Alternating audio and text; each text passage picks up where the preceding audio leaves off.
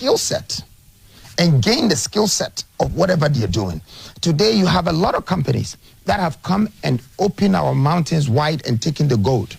But when they left with all the machines, and we don't understand how to do hard rock mining or even colluvial mining, so we're doing illegal mining, which you call galamsey, and unfortunately, that have destroyed all our water body. Now, these water bodies are going through the ground and starting to feed the crops that we eat from. I think Ghana is facing some crisis, and it's not just economic crisis. You also have social crisis. You have a lot of crisis, and Ghana needs some sort of emergence. Politically, I believe that I represent a force that can stand against the duopoly and to be a part of whatever that is happening, so the youth can also be the voice of empowering leadership. Now, by doing so, we have already realized that we have some problems in our parliament. The parliament has been formed from the 276 constituencies that every one of them have an MP. I have been to the constituencies, and 85% of them is not functioning, is not working. This is the time for us to give Ghana a real challenge by choosing one of the young people as well to become a part of this entire governance that stands for the nation, that stands for the country, that makes sure that whatever parliamentary winning chip for the country and change the narrative of politics and change the way this nation is governed and built. Thank you very much, Ghana. Thank you. Thank you.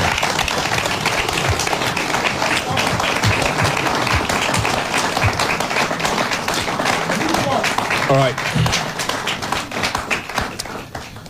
Thank you very much for your presentation. Start off with industrialization, which happens to be a very strong point in most of the presentation that you've made so far. I mean, if you look at the African continent itself, and Ghana included, it's been the promise of almost every administration within Africa to industrialize, and same here. I mean, we've hosted, I think, 10 presidential candidates. You're the 11th one. No. Sorry? It's 11 presidential candidates. I'm the 12th one. No, I'm just saying that. Here. Oh, okay. I thought you were talking about the president of Ghana. No. I'm talking the one we've hosted here. Yes, okay. We've hosted. Saying I think you're on the 11th one. We are hosting. Independent. That's fair enough. All right. And there's one thing. that cuts across all of them. The entire president that Ghana have had since. Same here. First of all, let's look at what the problem is and how you are going to fix the problem when it comes to industrialization. Why are we still not getting it right when it comes to industrialization, focusing on Ghana? Well, the first, this question have a few answers because there are many problems now. So your answer would bring a lot of, your question will bring a lot of answers. But the first problem is leadership. You have leaders who don't understand investment and development. You have leaders that only understand spending for budget. So most of these leaders have come from either university or studying politics or social something. And then all of a sudden, they give them a template and a program, how to become a politician. And then somebody gives them a capital and they start to campaign. And then they use a strategy by either paying for people's stamp, which I think that is not politics. That's illegal politics, you know? And then they just get the position. Now, what I want to tell Ghanaians is that if you let somebody, you know, invest in your stamp and they give you money, remember, once they take the power in your stamp, they're also going to take the wealth on your land. So that's what is happening. And that doesn't let our leaders think about being fair and creating a platform for equality, okay? And so if Ghanaian leaders understand investment and development, they would see that $1 billion can go into plants. Not only would that plant generate 5 billion in a space of 2-3 years, but it would also create maybe 50,000 jobs. So you're closing the gap of the unemployment and you're gaining value from what you're actually importing. Now you're industrializing it locally. So you don't waste the time of putting in 2 months for your people to gather your cedis and turn it to dollars and go and give it to the owner outside and bring it back. You hit them with taxes, 50% taxes. Then they sell it also times 10 what they paid for it, which means they're clearing all the money in the system. And then they go out again and do the same thing. So if you look at Ghana today, the average Ghanaian is a petty trader. He's not part of any private sector. The private sector is the government. The government is the one doing the business. The politician gives the contract. So he's turned the people who have potential to become industrialists into contractors. And they do paperwork, and then they try to do a road contract, and that's the same money he went to borrow that he's using taxes money, taxpayers' money, to pay the interest of the money he borrowed. Okay. So we're stuck in the same circle, and I think that Ghana needs to wake up that if our leaders are not doing that, then it's time that we change the leaders. And that's what I stand for. That's why I'm here. Right. So leadership is the main reason we are not able to industrialize. It's just the main, and you find a way to spend your capital on some budget reasons. It could be judgment debt. It could be salaries. Okay. Well, if you don't have any business that gives you returns and you pay the salaries, whatever capital you have, you might pay the salary for the next 6 months by your cut. And that capital is very hard to come by. If you go to the bank, they might tell you, bring your mom's certificate, bring your house, bring your business, bring this, before they give you even 5% or 10% of the actual capital you were holding. So I think that Ghana needs people that understand money, how to handle it well, and how to make sure it's invested properly and is shared proportionally. You know, it's what we're lacking. So you become a template that Africans will start to replicate it. Remember, the young people are very intelligent because they were born in the era of technology. Okay, so these Gen Zs and millennials, you know, they're fast thinkers. In fact, the new forces economist is 28 years old. You know, one would have thought that I need to go and find a 60 or 70-year-old man who has this to push us because they have information, data, and intel. Looking at most successful people who are contributing to the economy of America or China, most of these people are under 50. From Zuckerberg to you name it. And if someone is 75, then they were made in their 30s. An example is Bill Gates. You know, he was a billionaire in his 30s, and he's continued to manage the billions till he's now maybe in his 80s or heading to 80s. And I think that's what we need in Ghana. We need billionaires in Ghana. They are with the people, so the people actually select some of us to become our leaders.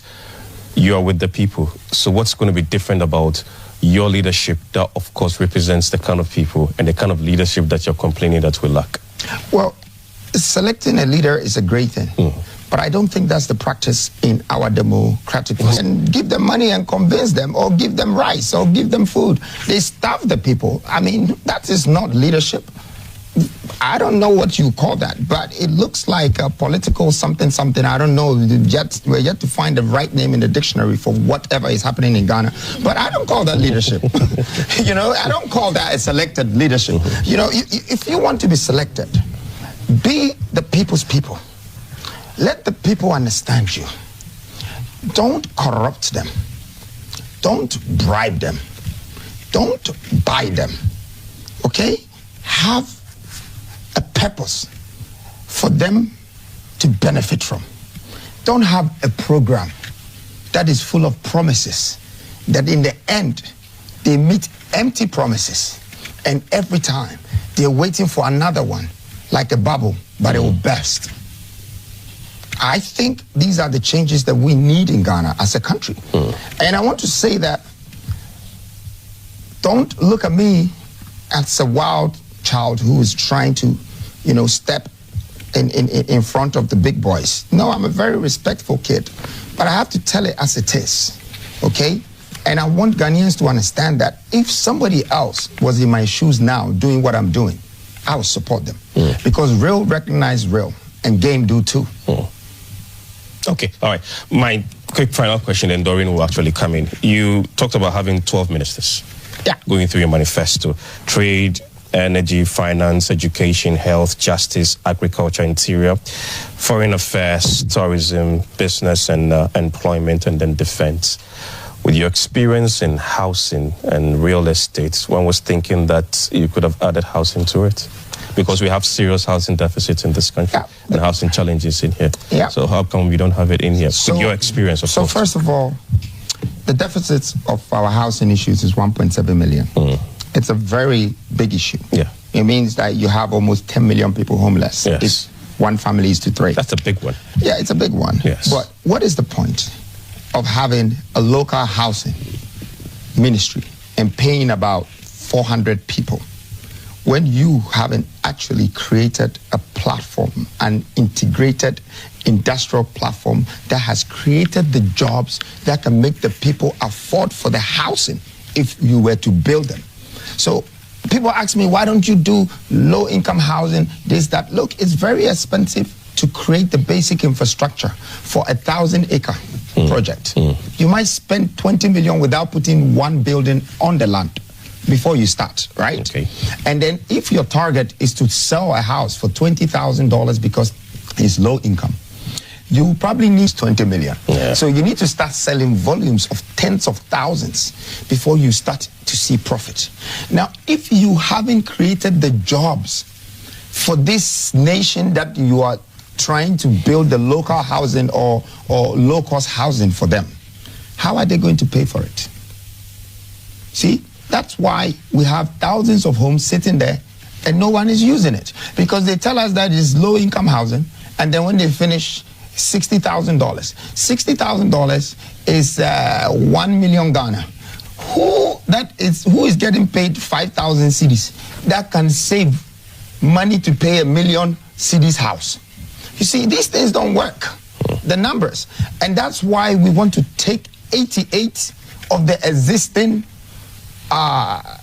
non-functional ministerial platforms out. Because the first thing that is going to do for Ghana is that it's going to save Ghana money. That 88 ministries being shut down is going to save them money. It doesn't mean that in future we're not going to activate some of them. But when the time is right, today in our hospitals, there's a system in Ghana. Pay before you leave. Don't pay, you die. That's what you go to the hospital for. There's national health insurance. Well, no, please, it does not work for the people, else they won't be dying. They go to the hospital, they ask you to pay first if it's emergency, before they even look at you. When you go to anywhere in the world, I don't know how they've worked or crafted their health insurance, but the human life matters first before they will find out how to get paid once your life is saved. In Ghana, it's the opposite. And why is that? I also think that it's because the hospitals know definitely if they don't take the money, you will not have the money to pay. Yes, because 90% of the country is broke. So even if I tell you that I'm going to build you hospitals, I'm lying to you. Because if I bring somebody to invest in the hospitals, in 3 years, he will bankrupt.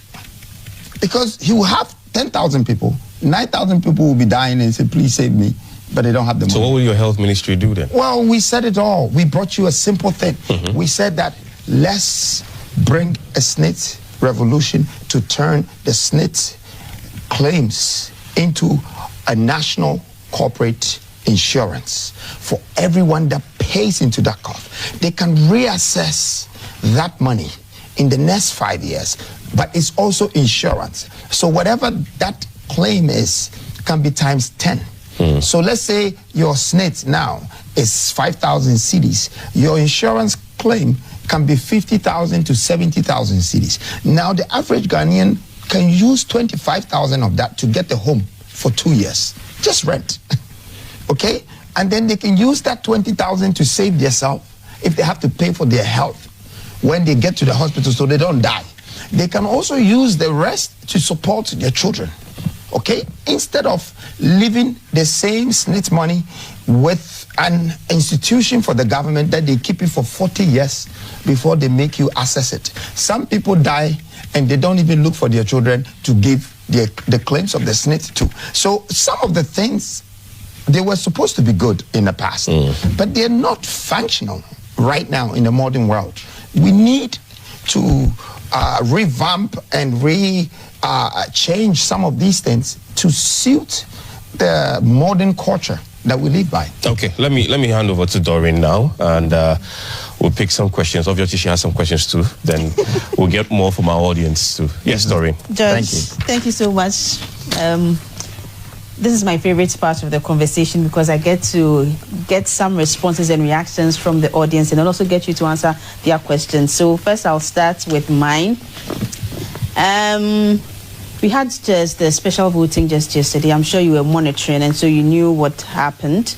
The reports of impersonations, reports of sharing of things that are not supposed to be shared, and other issues raised. I would want to find out from you what you think about the entire process yesterday.